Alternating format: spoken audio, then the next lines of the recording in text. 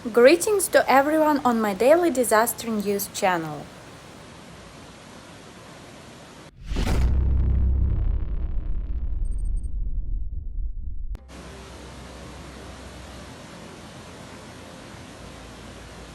The information in the video shows an incident on the 26th of October 2022 in Maraval, Trinidad and Tobago.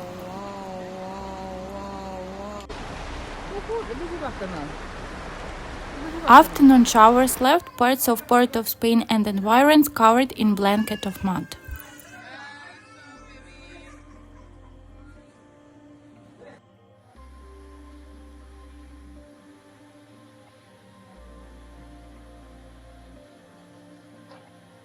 The most significant weather is likely to occur from Wednesday evening.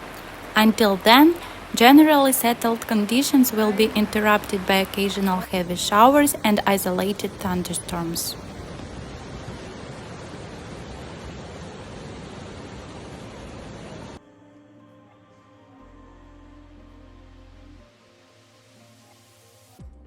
Periods of rain and showers of varying intensity were expected.